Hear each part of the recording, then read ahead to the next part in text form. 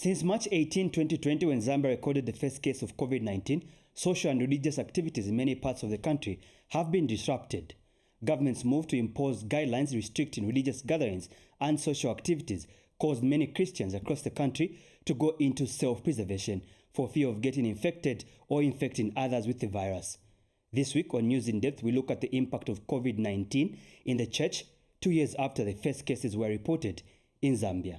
I'm your host, Masauso Mokwayaya. Stay tuned.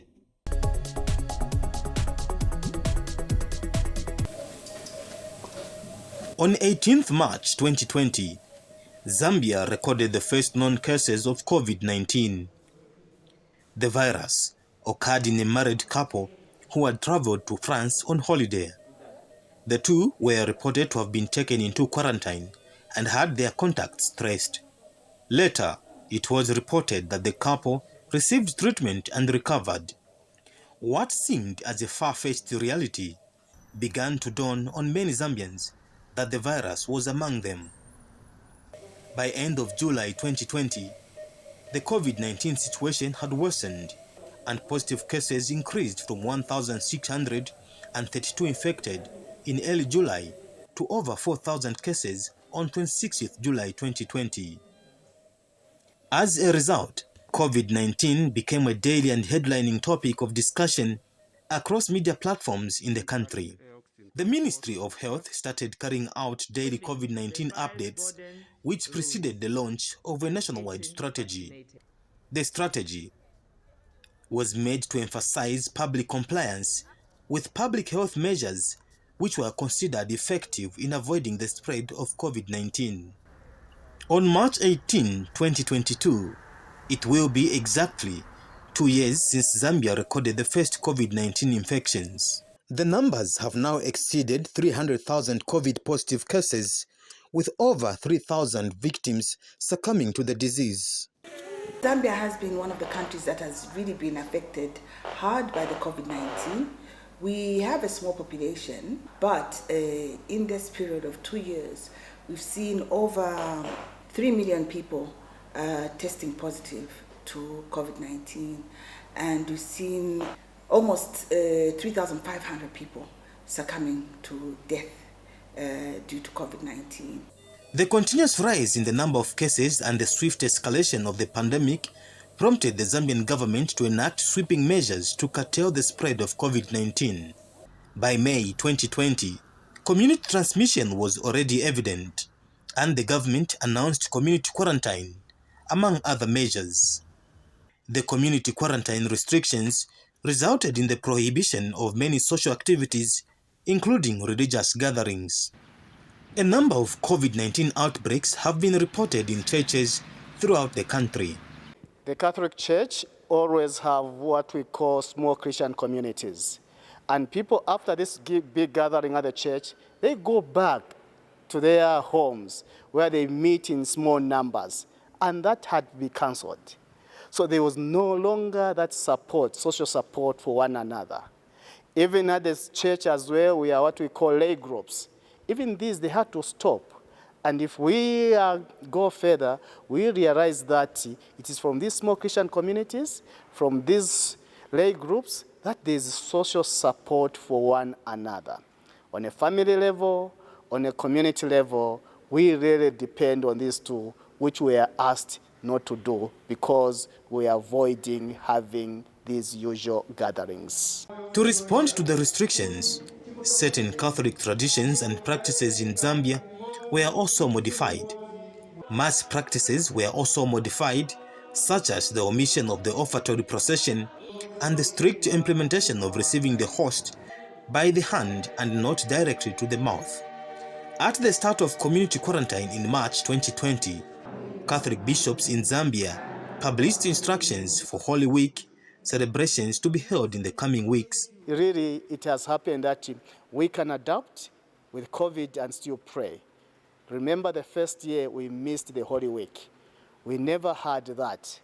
And this was a big, big thing for the Catholic Church that we can't have the Holy Week because of COVID.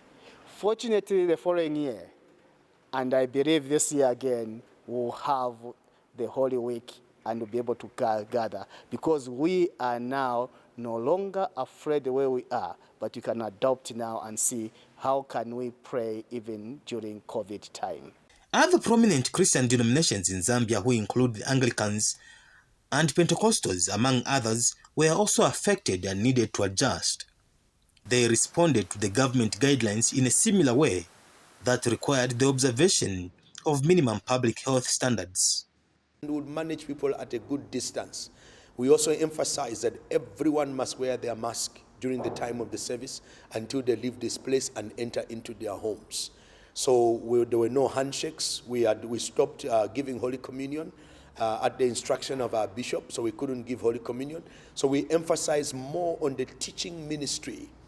Yeah, so microphones would not be shared for those who are in front, and so we would also not have physical contact, but we'll be able to speak to each other and communicate. We weren't able to gather physically. We then began to feel the impact. And I must say that with God's help, we have made it through. However, we didn't expect that it would last this long. So the impact on families in the church has been horrendous. It's been very, very significant. With the advent of COVID-19 pandemic in Zambia, both the state and the church responded through the near simultaneous implementation of COVID-19 guidelines on religious gatherings. Our strategy was to work with the church mother bodies because they represent the different churches within the country. And so we had a lot of meetings with them explaining what the situation was and the way the disease spreads. And what we noted is that the disease spreads faster in congregate settings. Congregate settings can be within the church, it can be within a party, within a wedding, or within a funeral. At face value, guidelines on religious gatherings were adequately complied with by most denominations. However, the Zambian government's general COVID-19 response was met with disapproval from various churches despite taking the directive. The clergy have charged that the decision was in conflict with the Christian values on which Zambia stands as a Christian nation. Zambia being a Christian nation with the influence that the church has, I think that was not as acceptable as it should have been. Because you don't find drunken people in church. You don't find wayward people, or at least if they are wayward, when they come to church, they behave normally.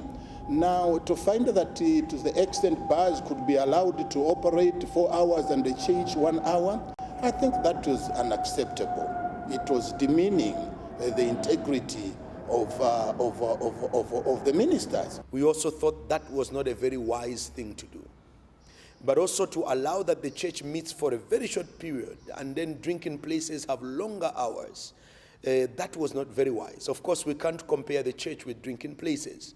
Our work is more on the noble side than just people who will use their monies and get drunk and all. But government had its own justifications, which we did not agree with them 100%. With Zambia being a largely Christian country comprising 95% of its religious and Christian affiliation, restrictions on religious gatherings dealt a heavy blow on a large aspect of Zambian life.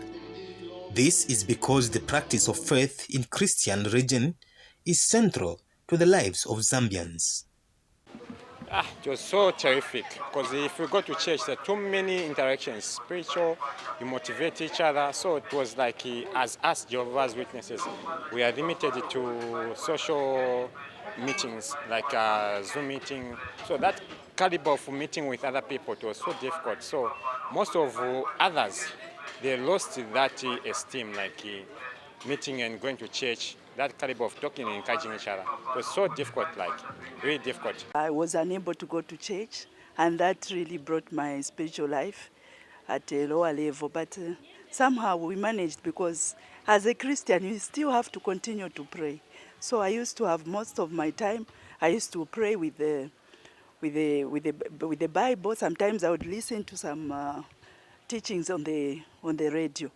But otherwise, I was affected because I didn't have the time to receive my Lord, the Eucharist. We are used to fellowshipping, so it was very difficult. And this is why now things are like not exactly in the normal manner that we used to go out with them. It was very difficult. How do I give confession to my congregants? How do I baptize them? Because when I anoint them with oil, I have to anoint the second person as well. How do the archbishop or the bishops give confirmation? So that also had to adjust to live with COVID. So it was a pastoral activity which was just changing now. A few people, of course, questioned, is God still there? Is God not there? Isn't the church supposed to be the place of healing? Why are we closing the church? It's supposed to bring us hope and bring us healing. So some people's faith shook a little bit, but to a larger extent, for many of our people, I think they understood it in the same example of the children of Israel when they were about to leave Egypt. The Lord told them, go and close yourselves in the homes, because an angel will pass through, and the firstborns of Egypt shall die. So mark your doorposts with the blood of the Lamb, and you become a Passover people. The COVID-19 measures were revised later in the year, putting more emphasis on fighting an end to community infections. Mass gatherings with explicit mention of religious gatherings were restricted for areas under surveillance. This put a further strain on churches that depend more on members for financial support. The means by which the church is sustained, like you said, was not as available as expected or as normal. And that led to, again, the effect that even those, say, widows or vulnerables that were being helped by the church could not help anymore. Either stopped completely or even just selected a few that could be helped. So what that means is people became discouraged to some extent. However, for other denominations, it was a different version. The churches made use of the mobile and online platforms to receive offering from their members. God's children, the sons and daughters we have in the church, are faithful. Many of them still found ways of using electronic means to be able to support the church. Others, when it was possible, still gave in their contributions. We were expecting finances to dwindle down, but our finances grew. Our tithes grew, our first fruit offerings grew. So that year, we actually recorded a higher income take compared to the previous year when we were not there. So what we have attributed that to is partly the discipleship programs that people had learned, that I don't just give to the Lord because I'm in a physical building.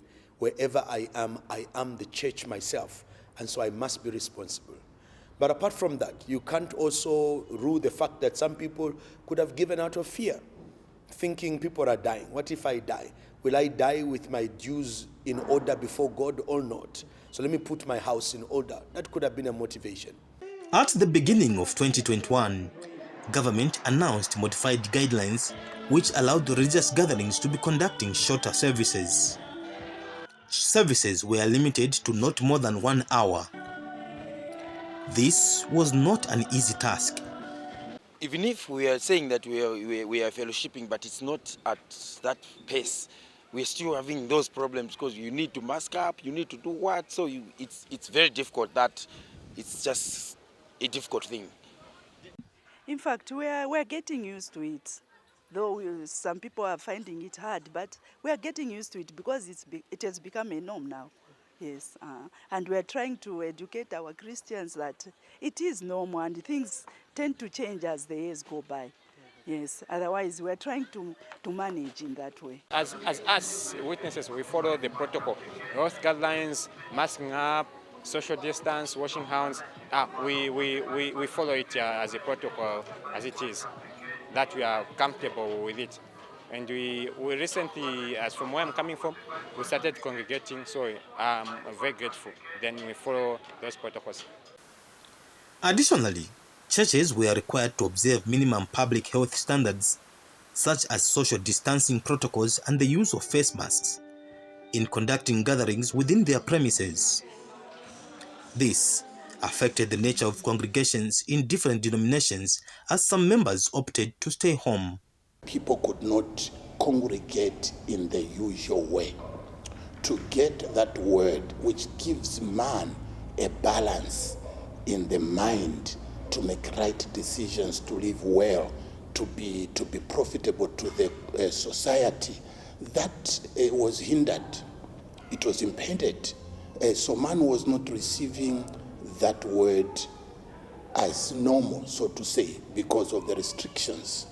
Thank God for technology. We were able to utilize technology to still reach one another and to send the message forward. And so we were able to keep people focused, receiving messages of hope. We were able to transmit the many messages that were required of us to transmit in order for people to be able to live safer lives and make it through this period. But I must tell you, McPherson, that a new appreciation for physical meetings has set in, a new appreciation for fellowship and for what people mean to each other in a physical sense has emerged out of all this. Following guidelines on religious gatherings, some denominations largely responded by following protocols such as shifting worship to online platforms and limiting church capacity. Church mother bodies subsequently released their own guidelines in response to government and health regulations. The primary modification of live activities was through broadcasting and online streaming of most church services. We realized that people had a need. So we then introduced ourselves to be talking with the people on phone. Every week now we went into what we're calling a phone ministry of some kind, where we had to almost be talking to every member, put a list and communicate with them and find out how they are. But generally it had strained our social relations. And some people felt very isolated. And others who were not able to be in touch with others, they felt rejected. We can also realize that we cannot only preach in church, but we can also preach using all other social medias. And that we should always reach out to the people. Maybe thirdly, so that we should not be afraid as priests. We should accompany our people in their mourning. We should accompany people when they are celebrating. COVID should not make us hide because our brothers have died, but should make us stronger and come to strengthen those who are most in need.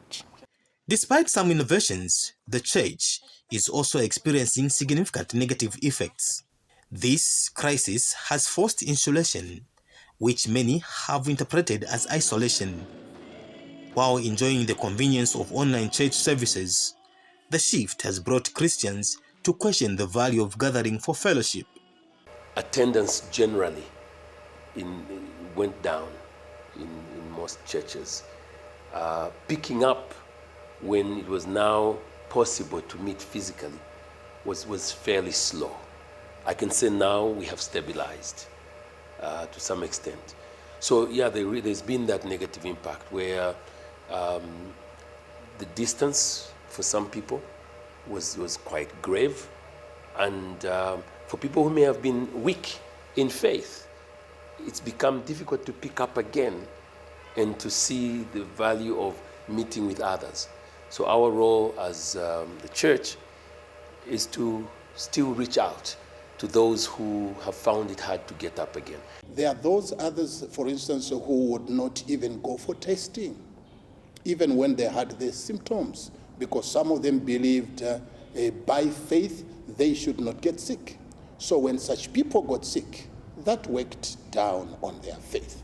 So I would say, thinking or losing people whom you loved die from COVID-19 was so tragic that as members, as leaders of the church, we needed to rise up sometimes above what we thought before to up our faith.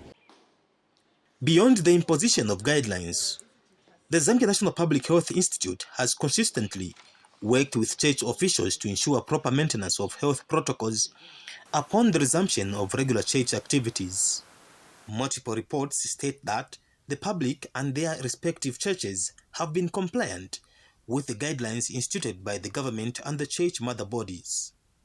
In addition, both sectors appear to be cooperative with each other, evidenced by their coordinated mitigation efforts. However, there are some churches that have defied the guidelines. But we also had some churches that were quite stubborn about it, who would have overnight prayers in a small room, and things like that. So we had to have our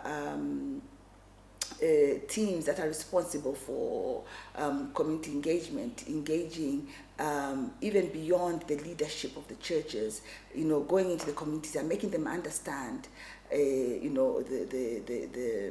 effect of being in a tight space with no physical distancing, with no masks on, with no adequate sanitation. And we saw, a good response, so that even if the church itself may not have announced to say we're not going to have physical meetings, they themselves would just say, I'm going to pray online. And if my church doesn't provide that facility, I will pray, on another platform. Despite not being primarily attributed to religious gatherings, COVID-19 transmission in Zambia has resulted in the death of several members of the church, including the clergy. Bishop Joshua Banda admits that the fight against COVID-19 has and is not an easy one. At some point we observed that this was becoming tougher and tougher, so we tackled it spiritually by continuing to pray that people would be sustained, and continuing to pray that God would preserve us. And when you look around at how our national response has gone, and even though we have lost quite a number of people, we know the statistics, 3,000 plus countrywide, even though it's been that difficult, by comparison, when you look at other nations, you can actually tell that God has still been very gracious to us as Zambia.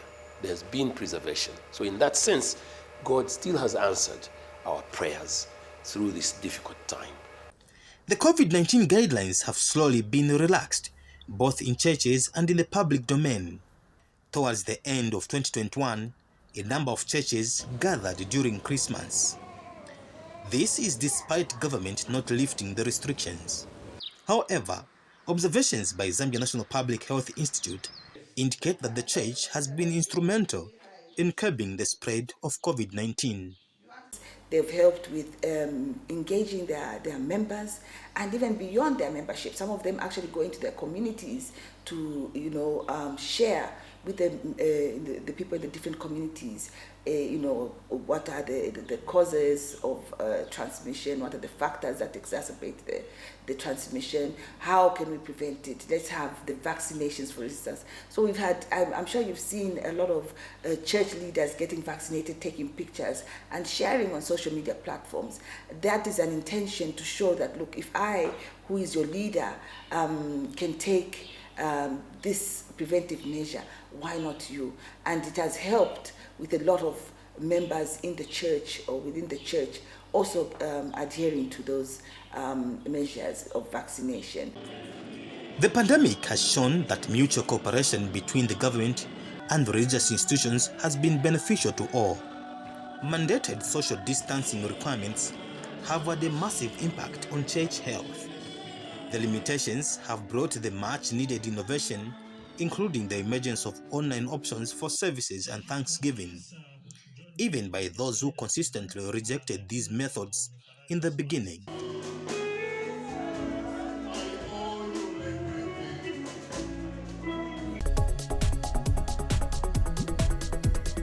This is where we come to the end of this week's edition of News in Depth. We have been looking at the impact of COVID-19 in the church 2 years after the first cases were recorded in Zambia. Do join us next week for yet another presentation of News in Depth documentary. I've been your host, Masaoso Mukwayaya. Thank you so much for the privilege of your time. Pleasant viewing.